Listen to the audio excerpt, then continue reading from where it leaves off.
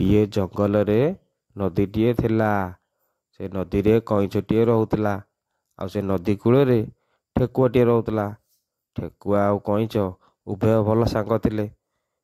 ଠେକୁଆ କଇଁଛ କହିଲା, କିରେ ମନ୍ଥର ସାଙ୍ଗ, ତୁ କ'ଣ ସବୁବେଳେ ଜଲ୍ଦି ଜଲ୍ଦି ଆସୁଛୁ? ତ ଏମିତି କହିବାରୁ କଇଁଛକୁ କଥାଟା ବାଧିଲା। ଆଉ ସେ ମନ ଦୁଃଖରେ କହିଲା, କ'ଣ ଠେକୁଆ ବନ୍ଧୁ, ତମେ ସିନା ଜୋରସୋରରେ ଦୌଡ଼ିକି ଆସିପାରୁଛ, ମୁଁ କ'ଣ ଆସିପାରିବି?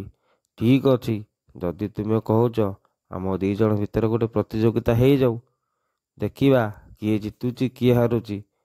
ଏମିତି ଦୁହେଁ କଥା ହେଲା ପରେ ଠେକୁଆ କହିଲା, ହଉ ଠିକ୍ ଅଛି, ଆମେ ଚାଲ ଯିବା ବିଲୁଆ ନନା ପାଖକୁ।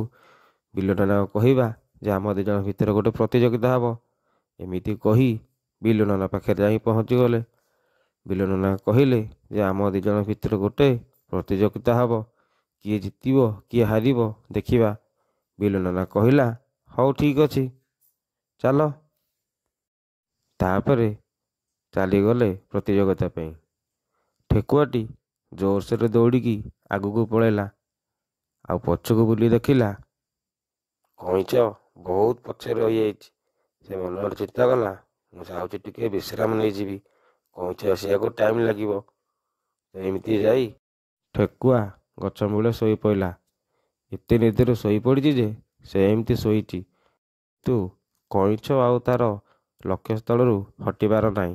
ସେ ଆଗକୁ ମାଡ଼ି ଚାଲିଛି ଏବଂ ଯାଇ ଯାଇକା ସେ ତା ଲକ୍ଷ୍ୟସ୍ଥଳରେ ପହଞ୍ଚିଗଲା। ଠେକୁଆର ନିଦ ମଧ୍ୟ ଭାଙ୍ଗିଲା।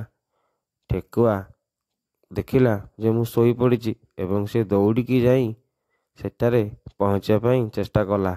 ଆଉ ଯାଇ ପହଞ୍ଚିଲା ବେଳକୁ କଇଁଛ ପହଞ୍ଚି ଯାଇଛି ଏବଂ ସେଠାରେ ଥିବା ବିଲୁଆ ନନା କହିଲା, ଠେକୁଆ ଭାଇ, ତମେ ବହୁତ ପଛରେ ଆସିଛ, ତ ଆଜିର ବିଜେତା ହେଉଛି କଇଁଛ। ଠେକୁଆ କହିଲା, ଆଜି ମୋ ଅଳସୁଆ ପାଇଁ ମୁଁ ହାରିଲି।